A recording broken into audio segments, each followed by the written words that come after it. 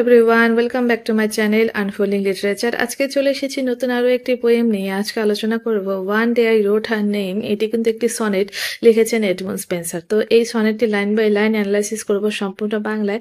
সাথে পোয়েমটি structure, theme, rhetorical device কী কী use হয়েছে সবকিছুই কিন্তু এখানে জানিয়ে দেবো। তো পোয়েমটি দেখার জন্য এই ভিডিওটি শেষ পর্যন্ত দেখতে হবে পোয়েমটি বোঝার জন্য এবং তার সাথে পোয়েমটি ভালোভাবে অ্যানালাইসিস করার জন্য। আর তার আগে এডমন্ড স্পেন্সার কে ছিলেন তার সম্পর্কে সামান্য জেনে নেই চলো। তো এডমন্ড স্পেন্সার জন্মগ্রহণ করেছিলেন 1552-তে এবং তার মৃত্যু হয়েছিল 1599-এ। উনি কিন্তু একজন মেজর ফিগার ছিলেন ইংলিশ রেনেসাঁ আর এলিজাবেথান লিটারেচারের।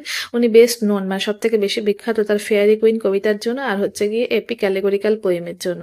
আর উনি কিন্তু স্পেন্সারিয়ান সনেটের উনিই সৃষ্টি করেছিলেন, ইনভেন্টেড স্পেন্সারিয়ান সনেট। আর ওনার যে রাইম স্কিম সেটা হচ্ছে A B A B, B C B C, C D C D, E E. এটা কিন্তু ওনার যে স্পেন্সারিয়ান সনেট নিজের সৃষ্ট, সেটা কিন্তু এই রাইম স্কিম ধরেই চলে। তো এবার চলো কবিতাটি লাইন বাই লাইন অ্যানালাইসিস করে নিই, তারপরে কিন্তু তার যে থিম, স্ট্রাকচার, রাইমিং স্কিম আর রেটোরিক্যাল ডিভাইসগুলো আছে সেগুলো আলোচনা করে নেবো। চলো। এই one day I রোট her name কবিতাটি কিন্তু স্পেন্সারের অ্যামোরিটি সনেটের সিরিজের, অ্যামোরিটি সনেটের একটি সিরিজ রয়েছে তার, সেটার 75তম কবিতা, যেখানে তিনি প্রেম, ক্ষণস্থায়িত্ব এবং অমরতার ধারণা নিয়ে আলোচনা করেছেন। তো এটা কিন্তু আরেকটি নাম হচ্ছে সনেট নাম্বার 75 নামেও পরিচিত। ঠিক আছে, তো এবার লাইন বাই লাইন ডিসকাশন শুরু করছি। One day I রোট her name upon the strand. একদিন আমি সৈকতের বালিতে তার নাম লিখেছিলাম। কবি সমুদ্র তটে তার প্রেমিকার নাম লিখেছেন। এটি প্রেমিকের প্রতীক, এটা প্রেমের প্রতীক। প্রিয়জনকে স্মরণ করে তার অস্তিত্ব ধরে রাখার প্রচেষ্টা কিন্তু আমরা প্রথম লাইনে দেখতে পাচ্ছি। But came the waves and washed it away. কিন্তু ঢেউ এসে তা মুছে দিল, মানে তার প্রেমিকার নামটি মুছে দিল। প্রকৃতি বা সময় মানুষের ভালোবাসার চিহ্ন মুছে দেয়, এটা জীবনের নশ্বরতা বোঝায়। তো এই লাইনটি থেকে কিন্তু জীবনের নশ্বরতা, জীবন নশ্বর, সেটা কিন্তু বুঝতে পারছি। এবার তৃতীয় লাইনে বলেছে, again I রোট it with second hand. আমি আবার নতুন করে লিখলাম তার নাম। কবি এখানে নিজের ভালোবাসাকে অটুট রাখতে চেয়ে পুনরায় চিহ্ন স্থাপন করলেন, কিন্তু মানব চেষ্টার প্রতীক এই লাইনটা। এই প্রিয় কিছু ধরে রাখার ইচ্ছা এখানে প্রকাশিত হচ্ছে। এবার চতুর্থ লাইনে কবি বলেছেন, but came the tide and made my pains his prey. কিন্তু আবার জোয়ার এসে আমার প্রচেষ্টা গিলে ফেললো। মানে কি, সমুদ্রের ঢেউ কবির ভালোবাসার চিহ্ন ধ্বংস করে দিচ্ছে। এটা প্রকৃতির অবধারিত শক্তি ও মৃত্যুর যে রূপক সেটা। তো এই লাইনটায় কিন্তু সেই প্রকৃতির অবধারিত শক্তি আমরা কিন্তু দেখতে পেলাম। তো দেখো, প্রথম লাইনে এখানে আমরা প্রেমের প্রতীক দেখতে পেলাম। ঠিক আছে, যেখানে যেভাবে সমুদ্র সৈকতে নাম লেখার চেষ্টা চালানো হলো, তারপরে দেখানো হলো দ্বিতীয় লাইনে যে জীবন হচ্ছে নশ্বর, যেমন সেটা কিন্তু মুছেই গেল সেই চিহ্ন। আবার দ্বিতীয়বার চেষ্টা হলো, সেটাকে তৃতীয় লাইনে বলা হলো মানব চেষ্টার প্রতীক। এবং চতুর্থ লাইনে প্রকৃতির যে অবধারিত শক্তি, মৃত্যুই যে অবধারিত, সেটা এখানে বোঝানো হলো। এরপর চলে যাচ্ছি সেকেন্ড স্ট্যান্জাতে। সেকেন্ড স্ট্যান্জাতে বলেছে, vein man said she that dost in vain essay. অবুঝ মানুষ, সে বলল তুমি বৃথা চেষ্টা করছো। এখানে প্রেমিকা, মানে কবির যে প্রেমিকা, সে বলল কবির এই চেষ্টা অর্থহীন, কারণ মানব জীবন ও ভালোবাসা চিরস্থায়ী নয়। এটি বাস্তববাদী একটি দৃষ্টিভঙ্গি এই লাইনে প্রকাশ পাচ্ছে। এবার দ্বিতীয় যে লাইন রয়েছে সেকেন্ড স্ট্যান্জা, সেখানে বলেছে, mortal things so to immortalize. তো এখানে বলা হয়েছে যে একটি নশ্বর জিনিসকে অমর করার চেষ্টা করছো। প্রেমিকা বুঝিয়ে দেন যে মানুষ ও তাদের মৃত্যু, তাদের নাম মৃত্যুর হাতে ধ্বংস হয়, এটি অনিবার্য। তো মানুষের যে ধ্বংস অবধারিত, সেটা কিন্তু এখানে বুঝিয়ে দেওয়া হলো।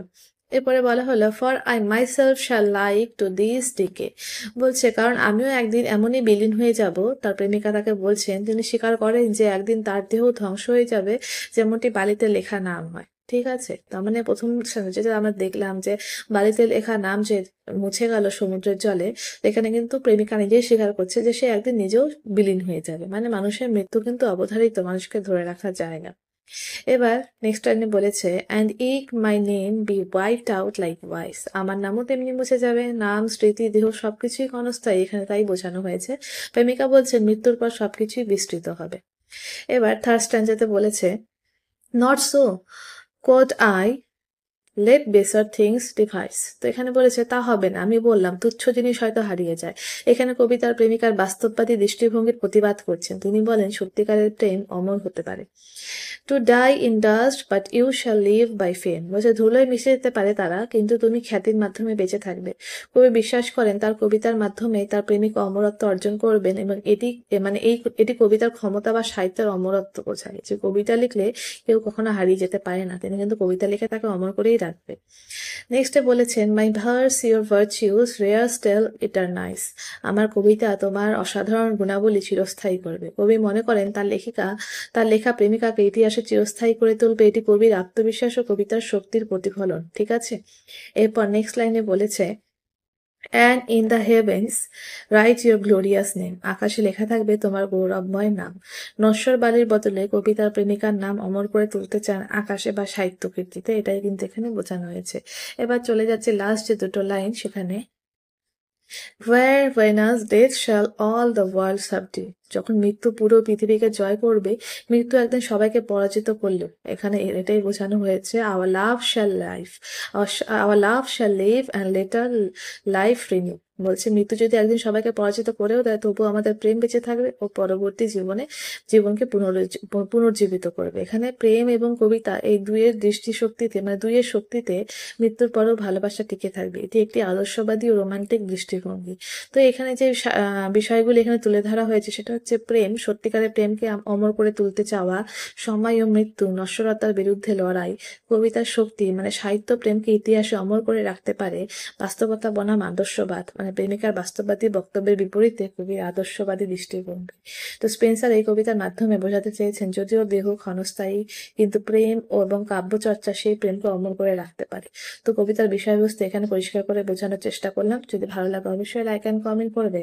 এরপরে চলো দেখে নিচ্ছি এখানে কবিতার যে থিম স্ট্রাকচার সেগুলো একবার দেখে নিচ্ছি। তো থিম যেটা রয়েছে ইমমর্টালিটি থ্রু পোয়েট্রি, মানে অমরত্ব প্রকাশের একটা ইচ্ছা এখানে বোঝানো হয়েছে। ট্রানজিয়েন্স ভার্সেস পার্মানেন্স, মানে যেটা কিনা ক্ষণস্থায়ী আবার কি দীর্ঘস্থায়ী, সেরকম একটা ধরন এখানে দেখানো হয়েছে। পাওয়ার অফ আর্ট, মানে কবিতার যে শক্তি সেটা এখানে দেখানো হয়েছে, মানে সময় মৃত্যু, কবিতার শক্তি, মানে ক্ষণস্থায়ী এবং দীর্ঘস্থায়ী, এই জিনিসগুলো কিন্তু এখানে দেখানো হয়েছে। এরপর রয়েছে স্ট্রাকচার হচ্ছে এটা একটা ইংলিশ সনেট, স্পেন্সারিয়ান সনেট, 14 লাইনের একটি কবিতা, এবং এটার যে রাইম স্কিম সেটা স্পেন্সারিয়ান সনেটের যে রাইম স্কিম যেটা আগেই বললাম সেটা A B A B B C B C C D C D E E E E. ঠিক আছে, আর তারপরে মিটার যেটা রয়েছে আয়াম্বিক পেন্টামিটার রয়েছে, 10টি করে সিলেবাল রয়েছে প্রত্যেকটা কি বলবো লাইনে। এরপর রয়েছে রেটোরিক্যাল ডিভাইস, যেগুলো অ্যালিটারেশন রয়েছে প্রথম লাইনে।